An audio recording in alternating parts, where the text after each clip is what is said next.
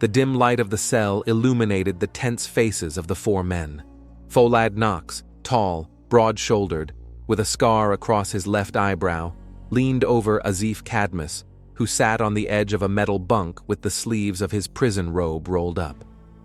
"Remember, everything has to look natural." Folad carefully applied the thick, clear liquid to Azief's forearms, rubbing it in methodical circular motions. "It's a concentrate. Uncle Lombe claims that even minimal skin contact guarantees a reaction." Azief nodded silently, watching as the substance absorbed into his skin, leaving no visible trace. The air in the chamber was heavy with an odor reminiscent of a mixture of honey and a faint chemical tinge. "Are you sure this will work?" Azief asked, clenching and unclenching his fists, feeling a slight burning sensation where the compound had been applied. Folad grinned confidently. "Perry is severely allergic to bee products. It's documented in his medical records, which we borrowed. Even touching his skin can cause anaphylactic shock." The third prisoner, Jamal, a short man with a troubled look, sat by the door, watching the corridor through a narrow slit. "6 minutes to rounds," he whispered. "We must not be caught together." The fourth, Ayato, a massive man with a bushy beard, nodded, checking the time on his primitive wristwatch, authorized by the prison authorities. "Everything's timed to perfection," Folad said, screwing the lid on a small jar, which he then carefully hid under the mattress. "Perry goes on duty at 15:30. Your lawyer arrives at 16:00. The date ends at 16:30. By then, the lineup will be at its most active." "And then what?" Azief carefully lowered his sleeves. "After the date, you'll be escorted by Perry. You'll provoke a conflict in Corridor B. In response, he'll grab you like he always does." Folad paused, his eyes glittering. "The nursing staff changeover takes place at 16:15. They won't be on site for at least 20 minutes. Even if the guards call for help, the ambulance will arrive too late." Azief ran his hand slowly through his short-cropped hair. He'd seen enough in the 3 years he'd been incarcerated. He'd seen Perry beat prisoners to a pulp, humiliate them, deprive them of water on the hottest days. Perry Benson was the epitome of the worst of the prison system, a cruel sadist with unlimited power over defenseless people. "I didn't agree to this out of revenge," Azief said quietly. "It's because he's dangerous. The system doesn't work. Reports disappear. Complaints are ignored. How many more people will he maim?" Folad put his hand on Azief's shoulder. "You're the only one who can get away with this. You're getting out in 8 months. And you're the only one he hasn't touched yet." Azief's mind flashed back to the events of 3 years ago, Blue Moon Bar, in the suburb of Grapevine, Chidera, in her favorite red dress, laughing at his jokes. Then a drunken man grabbing her, insulting Azief, asked him to leave. But he only chuckled as he continued to spread his arms around her. And then, a burst of rage, blows, crunching bones under his fists. When it was over, the aggressor was lying on the floor with serious injuries, and Azief stood over him, not recognizing his hands. 3 years in prison for defending the woman he loved. Irony of fate. "Your lawyer is changing plans, Cadmus." The guard's voice brought him back to reality. Standing at the bars was Miles, one of the few decent prison employees, holding out a note through the bars. "Your wife is coming today." The world around Azief seemed to stop.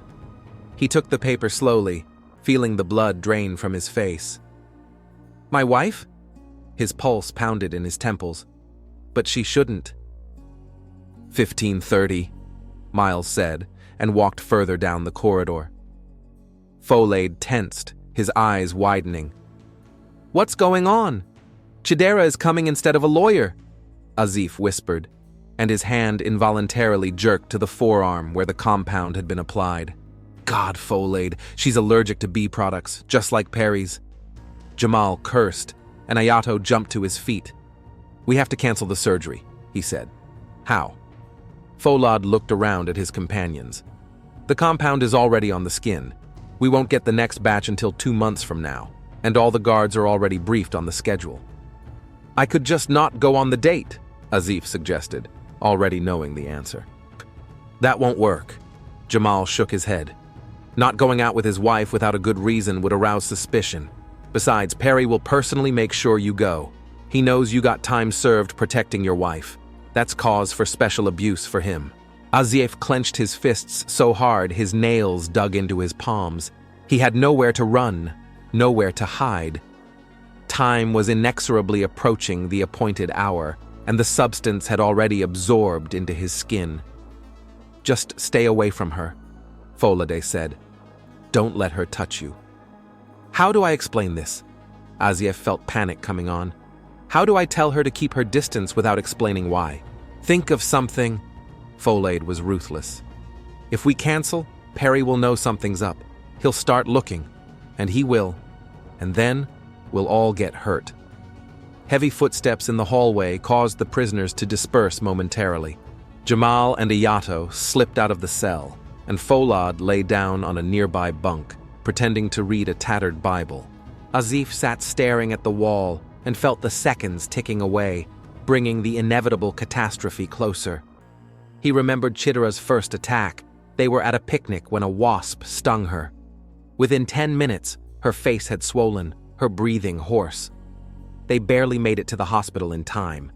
Since then, Chidera has always carried a syringe of adrenaline. But would it be enough now? Time stretched agonizingly slow. Azif ran through dozens of options in his head, but they all led to one thing. He would have to meet his wife and somehow keep her from touching him. At 15:20, they came for him. Perry personally escorted him to the visiting room, whistling a cheerful tune. Your hottie missed you, eh, Cadmus? Grinned the guard. I bet she cries for you night after night. Or has she already found a replacement? Azif didn't answer, feeling his insides tighten. For the first time in 3 years, he dreaded seeing his wife. The visiting room was small, with 1 table and 2 chairs. A security guard usually stood at the door, watching what was going on. In the corner, a camera filmed the entire room. Chidera was already waiting for him. She was beautiful, in a simple blue dress, with her hair pulled back into a high ponytail. Her eyes, full of love, met his, and Azif felt his resolve melt away. Hello? She said, rising to meet him. Stop. Azif held up his hands, stopping her impulse. Don't come any closer, Chidera. She froze, bewilderment reflected on her face. What's wrong? Just sit down, please. He pointed to the chair opposite, trying to keep as far away as possible. Chidera slowly lowered herself into the chair, keeping a puzzled look on her face. Azif sat across from her, keeping his hands under the table. Why are you here? He asked. Rogers was supposed to be here. He had urgent business. He called me this morning. Chidera stepped forward. I missed you so much, Azif. It's been 3 months since the last visit. Azif licked his lips nervously. Don't touch me today, Chidera, he said bluntly. This is very important. Pain and bewilderment reflected on her face. What is going on, Azif? Are you sick? No, He frantically searched for an explanation that wouldn't give away the plan or look suspicious to the watching guards. It's just not a good day. A bad day for what? To hug your wife? There was a slight resentment in her voice. I drove 2 hours to get here, Azif. Azif looked at the camera in the corner, then at the guard at the door. Perry stood leaning against the wall, watching their conversation with a smirk. I know, and I missed you too, he said quietly. But right now, please, just listen to me. Don't touch me. This is important. Chidera pulled back a little, scrutinizing his face. Is it because it took me so long to come? Are you offended? No, of course not. Azif wanted desperately to explain, but he couldn't. I have skin problems, an infection. I don't want you to get infected. She frowned. What infection? Why aren't they treating you? They are, but... Aziev could see she didn't believe it. "Just trust me, okay? Just tell me how you're doing. How's work?" Chidera paused, then began to talk about the pharmaceutical company where she worked, about the new project, about her colleagues. Gradually, her voice grew warmer, but Aziev noticed her casting concerned glances at him from time to time. He tried to smile, to ask questions, to keep the conversation going, but his thoughts were occupied with the ticking clock and the danger on his own skin. "You know, I'm so glad I could come today," Chidera said, finishing her story about work. "Usually in the middle of the week it's hard to get away, but today I thought to hell with it. I want to see my husband." Aziev felt a prick of guilt. "It's good to see you too." "You are?" She tilted her head. "You don't look it. You're kind of, distant." "I'm sorry," he tried to smile. "It's hard to be yourself here. This place changes you," she said sadly. "I notice it with every visit." "You have no idea," he replied bitterly. "Then explain it to me." Chidera leaned forward. "I am your wife, Azif. I am here for you, to support you." Aziev looked at her face, at her eyes full of love and concern, and hated himself for not being able to tell the truth. He noticed her involuntarily reaching across the table and pulled back. "I'm sorry," he said again. "Is someone hurting you here?" There was concern in her voice. "You can tell me." He sighed. "A man means no more than trash here. Every day is a challenge, especially with the likes of Perry." Perry grinned at the door, hearing his name. "Are you enjoying our conversation, Benson?" Azif said louder, not looking at the guard. "Just doing my job, Cadmus," the man replied with a smirk. "Carry on." Chidera glanced at the guard, then looked at her husband again. "Don't let them break you," she said quietly. "You are stronger than this, stronger than them." "I'm trying," Azif replied. "Every day I try." They continued their conversation. Chidera talked about home, about future plans, about how she was looking forward to his return. Azif listened, nodded, sometimes asked questions, but all his senses were heightened to the limit. He followed her every movement, every impulse to reach out, to touch her, and every time he moved a little away. Gradually, her narrative became less animated. The pauses between words lengthened. Aziev could see the frustration building in her eyes. "You're drifting away from me," she said at last. "Not just physically, but also emotionally." "That's not true," Aziev countered. "It's just that today." "Not just today," she interrupted. "It's been months now. Your letters are getting shorter. You talk less about us, about the future." "Chidera, I know it's hard for you," she continued. "I know that the horrible man you're here for deserved to be punished. I know you protected me. But sometimes I feel like I'm losing you. That prison is taking you away from me piece by piece." Aziev didn't know what to say back. She was right. 3 years of imprisonment was changing him, hardening him, making him suspicious and withdrawn. 5 minutes left, Perry announced with apparent pleasure. "Finish your little chat." Chidera blinked, as if awakening from a deep thought. "Already?" She glanced at her watch. "But we haven't even had a chance to have a real conversation." She rose slowly, going around the table and approaching Aziev. He tensed, also getting up from his chair. "Chidera, I asked you... I can't leave like this." There was determination in her voice. "I won't see you for a few more months." "Please." Aziev retreated to the wall. "Don't." "Why?" Tears glistened in her eyes now. "What have I done wrong? Why are you pushing me away?" "You didn't do anything." He felt his heart pounding in his chest. "It's not you." "Then what is it about?" Chidera took another step forward. "Explain it to me, Aziev." Perry watched the scene with undisguised pleasure. "Time is running out, lovebirds. How about a kiss goodbye?" Aziev threw the guard a hateful look. Chidera, paying no heed to anything, continued to approach. "I'm not leaving until I know what's going on," she said firmly. "We've always been honest with each other. Always." Aziev was slumped against the wall, The security camera captured his every gesture. Perry waited for any excuse to intervene, and Chidera wasn't backing down. "Nothing's going on," he said, feeling the lie bitter on his tongue. "I just don't want you to touch me right now. Is that so hard to understand?" His words broke through the dam. "Yes, it's hard to understand." Her voice trembled. 3 years I've been waiting for you, Azif. 3 years I've been fighting for you, writing letters, finding the best lawyers, saving every extra dollar for your appeal. And all I ask in return is the chance to touch you, to hug you goodbye." Azif had never seen her like this before. All the pain, all the tension of the past years came rushing out. He wanted to comfort her, to tell her that he loved her more than anything, that he dreamed of coming home every day. But the fear for her life was stronger than anything else. "Chidera, please," he began. "No." She came close, her eyes glistening with tears. "I want to know the truth. Now."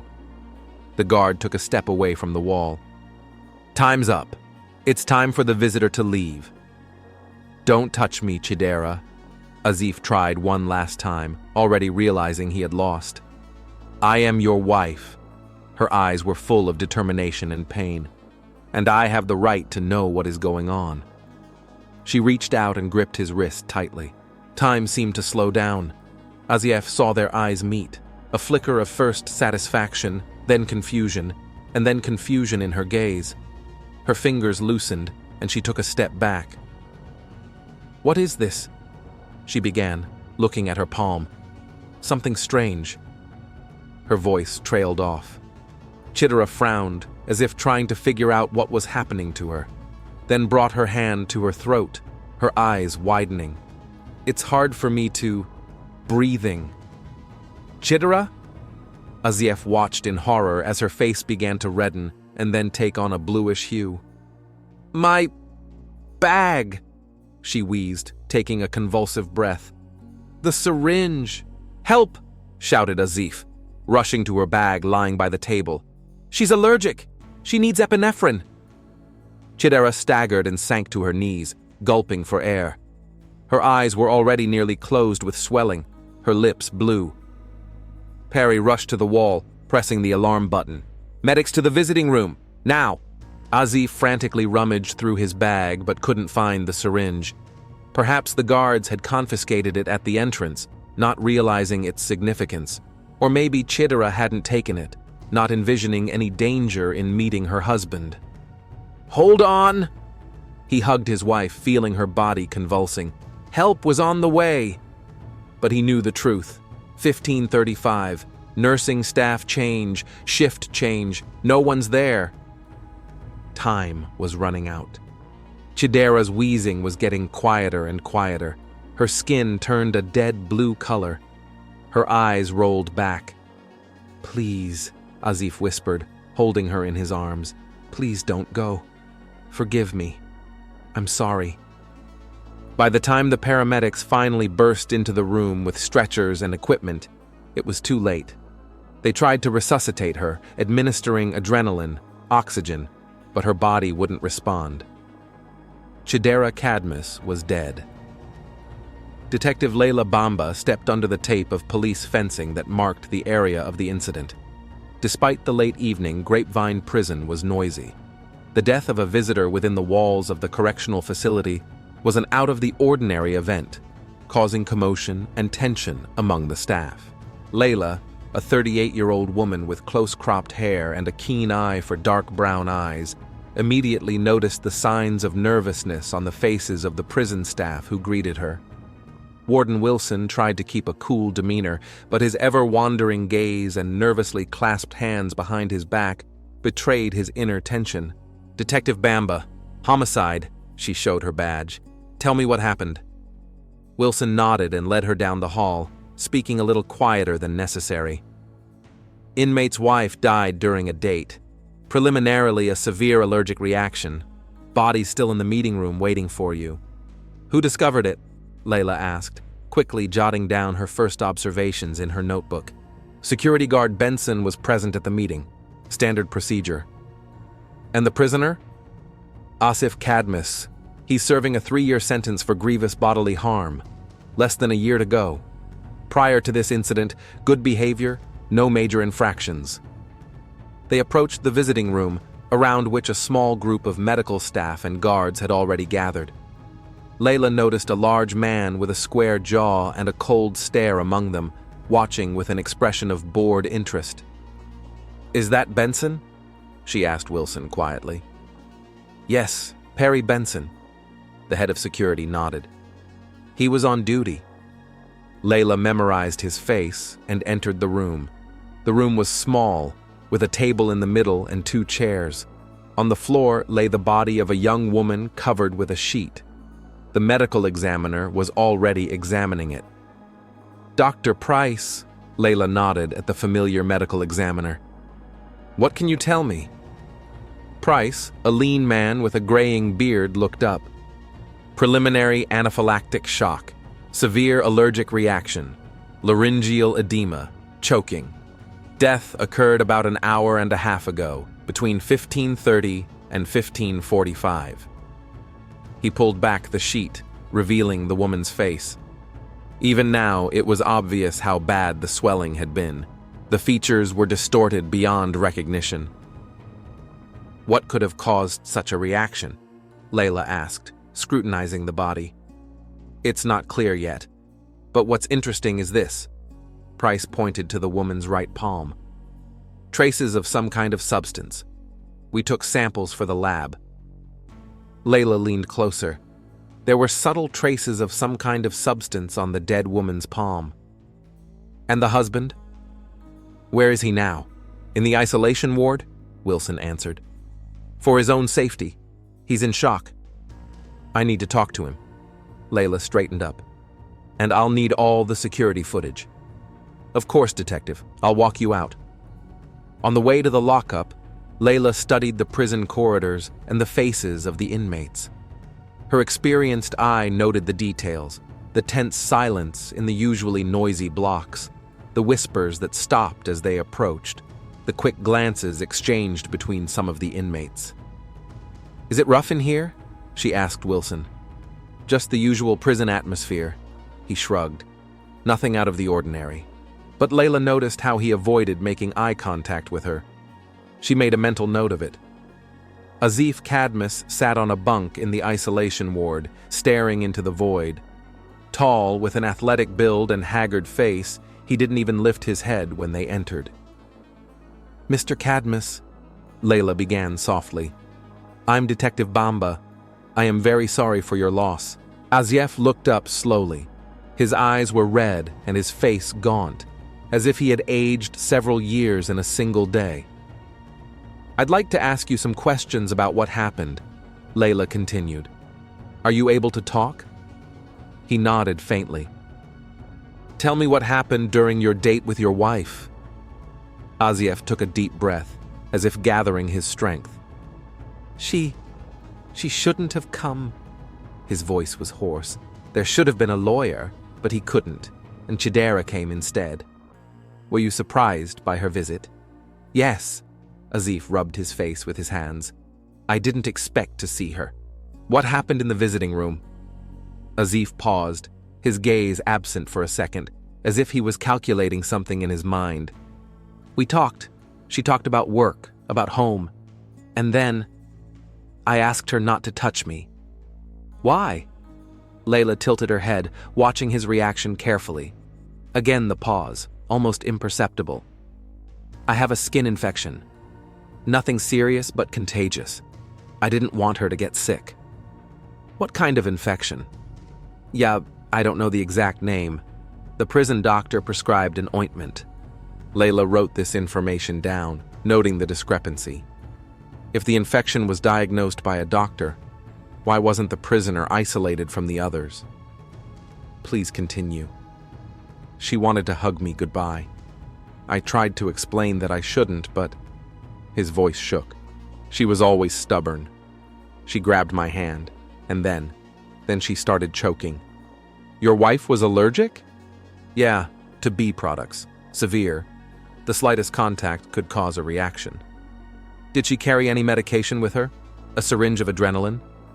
Always, Azif nodded. But I didn't find it in her bag. Maybe security confiscated it at the entrance. Layla made a note to check it out. Mr. Cadmus, there were traces of some kind of substance on your skin. Can you explain what it is? Azif froze. For a moment, fear flashed in his eyes, which he immediately tried to hide. It's probably an ointment for infection, he answered. I applied it before the date. Did you know your wife was coming when you applied it? No. Like I said, I was expecting a lawyer. Layla scrutinized his face. Azif held himself calm, but she noticed signs of tension. The overly even breathing, the avoidant gaze, the clenched fingers. Mr. Cadmus, is there anything else you wish to add? Azif shook his head. I loved my wife, Detective. I got here protecting her. The last thing I would want to do is hurt her. Layla nodded. Thank you for your cooperation. I'll have more questions later. As she left the isolation room, she turned to Wilson. I need Cadmus's medical records and access to the security cameras. Of course, Detective. Let's go to the administration block. In a small office with monitors, Layla watched a recording of the date. She saw Azif's obvious effort to stay away from his wife, his insistence that she not touch him. She saw the growing bewilderment and pain on Chitara's face. And finally, the fatal touch, after which the woman began to choke. Strange, Layla muttered. If he really did have an infection, why hadn't the nursing staff isolated him? And why did security let him see a visitor? I'll look into it, Wilson said, looking slightly embarrassed. Layla continued to review the footage, now from cameras in other parts of the prison. She noticed Azif meeting with several prisoners in his cell in the morning. One of them, a tall man with a scar on his face, was applying something to Azif's skin. Who's that? She pointed at the screen. Wilson leaned closer. Follade Knox, serving life for murder. One of the leaders of the prison population. And these two?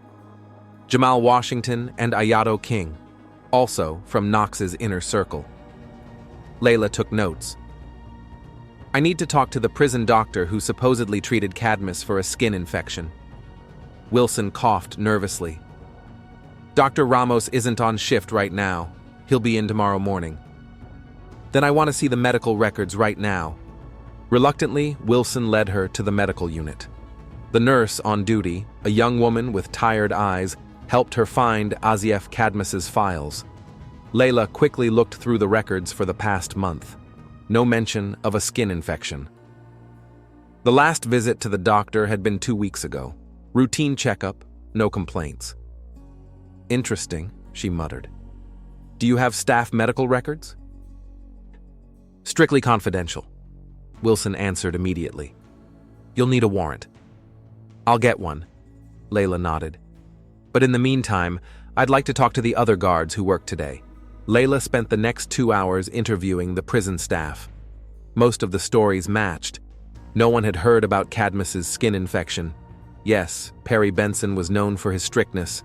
No, there had been no unusual tension in the prison in recent days. But Layla had noticed how some guards avoided certain topics, how they tensed at the mention of Benson, how they exchanged glances before answering certain questions. One of the guards, Miles Tucker, appeared to be more outspoken. When Layla caught him alone in the staff break room, he spoke more quietly than the others and often glanced back at the door. Benson isn't just strict, Detective, he said. He relishes his power, especially over those who can't fight back. Any complaints against him? Sure, but they don't go anywhere, you know. Miles shook his head. He's got connections in the administration, and besides, who cares about prisoner complaints? And Cadmus? What was his relationship with Benson? Strange, Miles frowned. Benson's usually quick to find weaknesses, presses them, but with Cadmus, like he was saving him for something special. Layla made a mental note. What about Follade Knox and his group? Knox has control over most of the prisoners, Miles shrugged. He has his own laws, his own hierarchy. Benson and Knox are like two predators in the same territory. Each knows the other's boundaries. Thank you for your candor. Layla handed him her card. "If you think of anything else, give me a call." Leaving the break room, Layla went back to the administrative block. She decided to review the cell footage once more, paying attention to the interactions between Benson and the inmates. On several of the tapes, she noticed Benson intentionally provoking conflicts, pushing inmates, making insulting remarks, confiscating personal items for no reason. He was particularly abusive to those in Knox's group. By evening, the first results from the lab had returned. Layla was reviewing them in the small office she'd been assigned to investigate. "Highly concentrated components of bee products," she read aloud. "Propolis, bee venom, royal jelly, all in uncharacteristically high concentrations." She remembered Azief's words about his wife's severe allergies. Such a mixture would be fatal to someone with such an allergy. But where had the mixture come from on the prisoner's skin? And why had he so insistently asked his wife not to touch it? Layla returned to the medical records, now going through the files of all the prisoners Azief had come in contact with. She didn't find much until she came across a record of a package from a relative, a beekeeper by trade, given to one of the prisoners, Jamal Washington. The contents were described as bee products for dietary purposes. "Interesting coincidence," Layla murmured. She decided to test another hunch and asked for the guard's medical records, citing a possible health risk to the staff. After some resistance, the administration provided her with basic information. And in Perry Benson's medical records, she found what she was looking for. Severe allergic reaction to bee products, must carry an adrenaline autoinjector. Layla leaned back in her chair, piecing together the disparate bits of information in her mind. Prisoners planning something using bee products. A guard with allergies identical to those of the deceased. An inmate who insistently asked his wife not to touch his skin. A picture was beginning to emerge, but many details were still unclear. Layla decided to check one more thing before wrapping up the first day of the investigation. She found Perry Benson in the staff dining room. He was eating dinner alone, the other guards keeping their distance from him. "Officer Benson," Layla sat down across from him. "I'd like to ask you a few questions about today's incident." Benson looked up from his plate. His eyes were cold and assessing. "I've already given my statement, Detective." "I know you have. But I'm interested in some of the details. For instance, how long have you known about Cadmus's skin infection?" Benson frowned. "What do you mean?" "He claims he had a contagious skin infection. That's why he asked his wife not to touch him." "First I've heard of it." Benson shrugged. "It's not my job to monitor the health of prisoners." "But you were present during the date. You heard him warn his wife." "I heard him tell her to stay away. He didn't give a reason." "And that didn't alarm you?" Benson grinned. "Detective, do you have any idea how much weird shit goes on between inmates and their visitors? It's not my problem, as long as they follow the rules." Layla studied his face carefully. Benson looked confident, but something in his gaze was alarming, as if he were watching her with some hidden interest. "You're allergic to bee products, aren't you?" she asked bluntly. His face changed for a split second, a flicker of surprise, then wariness. "Yeah, so? It's in my medical records. It's the same allergy the woman who died had, and it was traces of bee products that were found on her husband's skin." Benson slowly pushed his plate away. "Where are you going with this, Detective?" "Nothing yet. Just gathering facts." He leaned forward, his voice quieter and harder. "Let me give you some advice, Detective. This is a prison. Something bad happens here every day. A woman died because of allergies. Tragic, but it happens. Don't look for conspiracies where there aren't any." "I'm just doing my job, Officer Benson," Layla replied calmly. "Just like you." As she got up to leave, Benson added, "These people are criminals, Detective. Don't forget that. They manipulate, lie, and use the system to their advantage. Don't let them take advantage of you."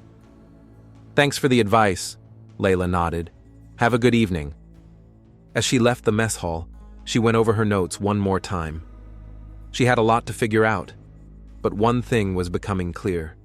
there was a lot more hidden conflict and secrets at Grapevine Prison than met the eye.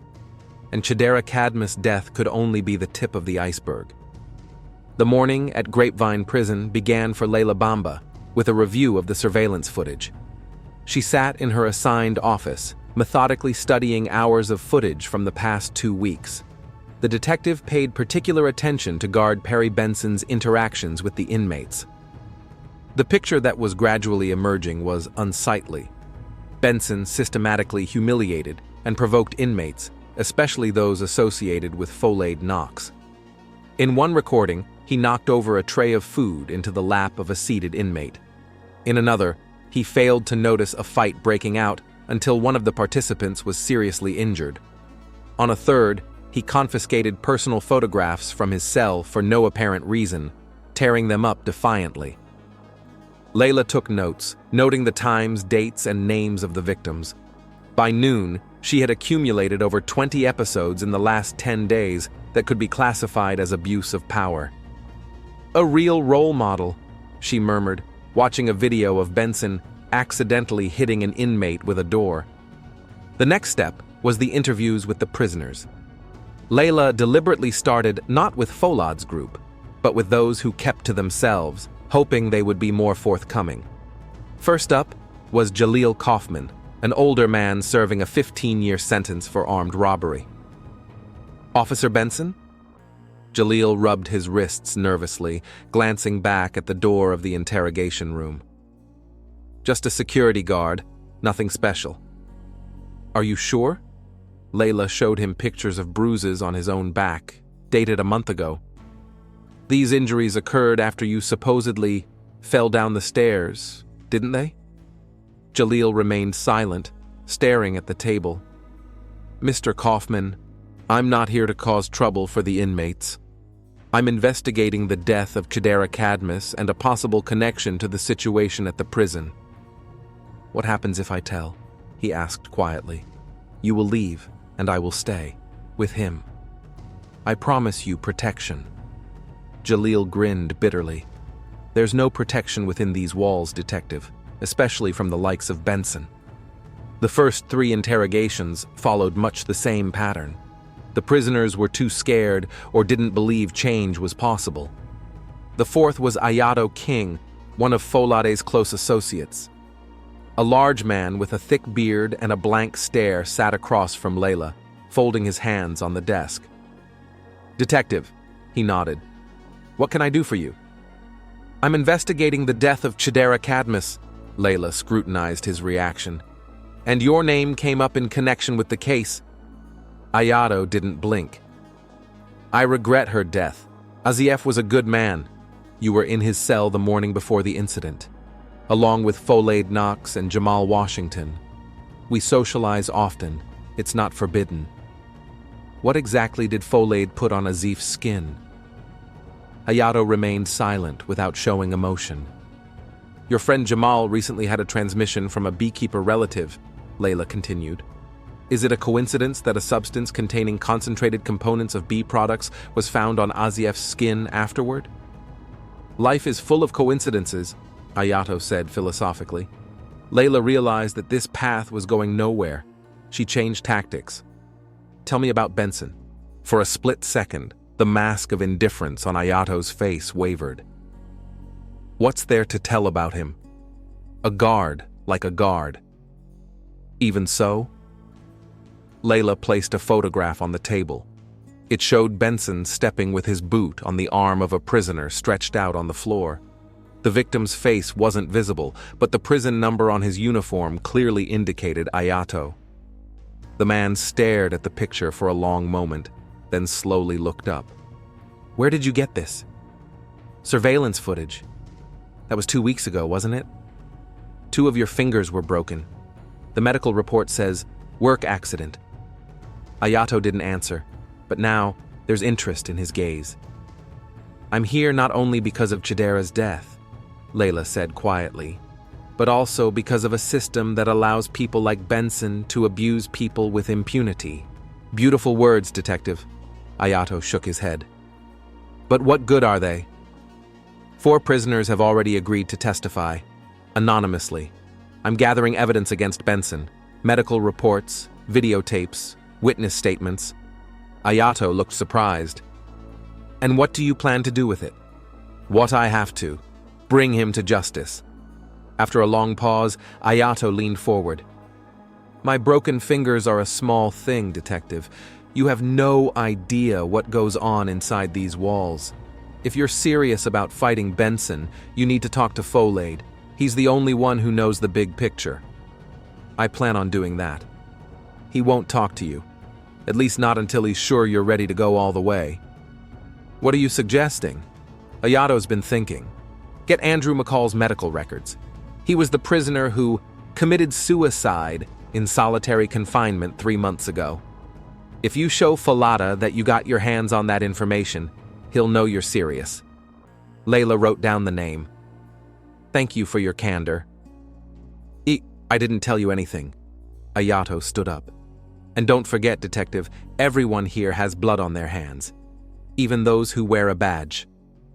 After the interrogations, Layla headed to the medical archive. Using the warrant she'd gotten that morning, she requested the full medical records on Andrew McCall. The story that was revealed to her was horrifying. The official report listed suicide by hanging. But the medical photos told a different story. Multiple hematomas, rib fractures, internal bleeding. All of these injuries were recorded before death. Layla made copies of all the documents and went to meet Folade Knox. The leader of the prisoners was waiting for her in the same interrogation room. A tall man with a scar crossing his left eyebrow sat with an impenetrable expression. When Layla entered, he didn't rise or greet her in any way. Mr. Knox. Layla nodded, sitting down across from him. Thank you for agreeing to talk. Did I have a choice? He grinned. There's always a choice. She opened the folder and laid the photos of the dead Andrew McCall on the table. For example, you can choose to tell me the truth about what's going on in this prison. Folade didn't look at the photos. His gaze was fixed on Layla's face. Why do you care, Detective? You're here for the death of a woman, not a prisoner who allegedly committed suicide. I care about justice, in any form. Folade laughed, but there was no mirth in his laugh. Justice? In Grapevine Prison? You're either naive or you're lying. I am investigating the death of Chidera Cadmus. Layla closed the folder of photographs. And my search led me to you, Folade. You and the plan to eliminate Benson's guard. Folade showed no surprise. He just looked at her, as if evaluating her. You've gathered evidence against Benson, Layla continued. So have I. I think we could join forces. Why the spectacle, Detective? If you have evidence that I was planning to kill the guard, arrest me. Another life sentence is not something I'm afraid of anymore. Layla shook her head. I'm not here to arrest you for trying to protect yourself and others from a sadist. I want to understand what happened and make sure justice is served for everyone. For Chidera, for Andrew, and for the dozens of others who have suffered within these walls. There was a long pause. Folade studied her carefully, as if trying to find a catch. Suppose I believe you, he said slowly. What do you want to know? Everything, from beginning to end. Folade took a deep breath and began to speak. He told of the system of abuse set up by Benson and several other guards, about the prisoners who were beaten, humiliated, stripped of basic rights, about how Andrew McCall was beaten to death for complaining about conditions. We tried to act through legal means, Folade said. Complaints, appeals to the administration, even letters to the ombudsman, all to no avail. Benson is too well protected by the system. So you decided to take matters into your own hands, Layla nodded. We had no choice. How many more people were going to die or be maimed? Tell me about the plan, in detail. Folade hesitated, but then made up his mind. My friend Chimal received a package from his uncle, who has an apiary. Among the regular honey was a special container of concentrated extract. We knew about Benson's allergy. It was in his medical records, which one of the orderlies had accidentally left in the public domain.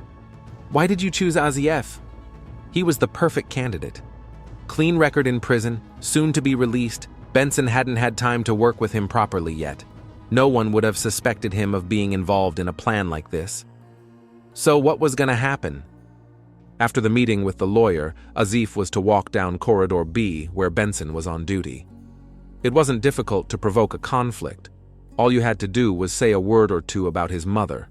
Folade grinned. Benson always grabs prisoners with his bare hands. He doesn't like to wear gloves. Says he feels stronger that way. Contact with the skin where the compound had been applied would cause anaphylactic shock. And the medic's shift is right around this time. There's no defibrillator in hallway B, and the nearest epinephrine station is a quick 2-minute run.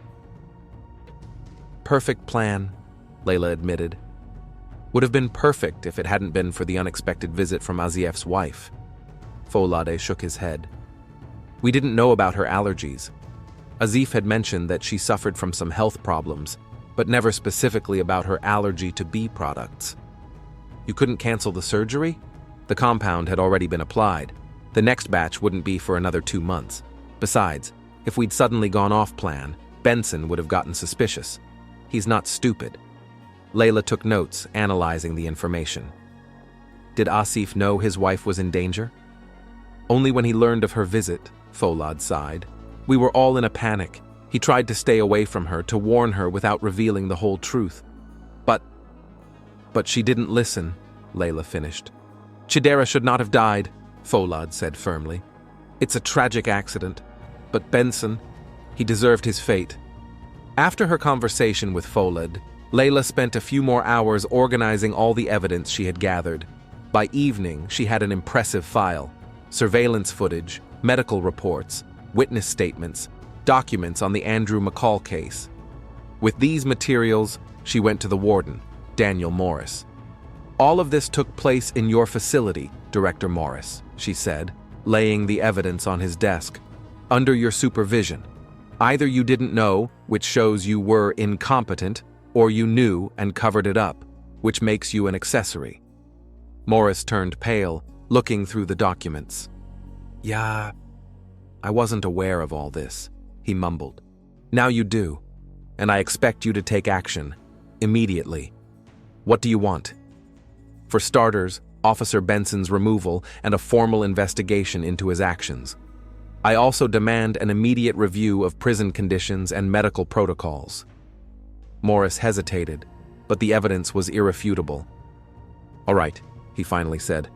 I will suspend Benson today, and I'll initiate an internal investigation. Not just an internal investigation. Layla shook her head. I've already contacted the DA's office and the Department of Corrections. They're sending representatives tomorrow. Morris looked like he'd been kicked in the butt. You're overstepping your authority, Detective. No, Director. I'm just doing my job. The whole job, not just part of it. After talking to Morris, Layla went to see Azif. He was still in lockup, though no longer as a suspect, but more for his own safety. When she entered, Azif was sitting on his bunk, staring at the wall. He looked gaunt, lost. Mr. Cadmus, Layla sat down next to him. I would like to talk to you about the investigation. Azif turned to her slowly, his gaze blank. Does anything else matter? Yes, justice matters. Layla told him what she had learned, about the evidence against Benson, about his suspension and the start of the official investigation. What's going to happen to me now? Azif asked quietly. I was involved in the plan that led to my wife's death. Technically, yes, Layla nodded. But I will recommend that the prosecutor's office look at this case in the context of the systematic violence and abuse that took place within these walls. You were as much a victim of the system as your wife. I could have just said no, Azif said bitterly. I could have insisted that she not be allowed in. What would Benson have done in response? To you or to your friends? Layla shook her head. You were trapped, Azif, just like everyone else here. They were silent for a long time, each immersed in their own thoughts. What will happen to this place now? Azif finally asked. Change, Layla said firmly. Real change.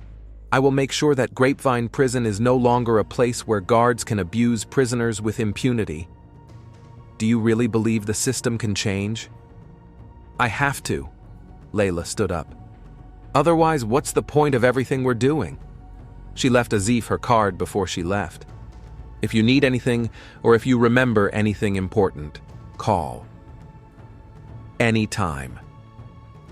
Layla Bamba left Grapevine Prison late that night, stopping at the entrance, looking at the massive building surrounded by high barbed wire walls. Within those walls was tragedy, but also hope for change. She knew she had a long fight ahead of her.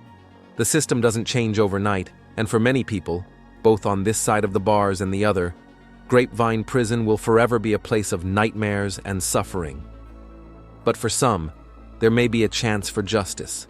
For Chidera Cadmus, for Andrew McCall, for all those who suffered at the hands of Perry Benson and his kind. I will keep my promise, Layla said quietly as she got into the car. Justice will be served. She started the engine and sat silent for a long time, watching the brushes on the windshield.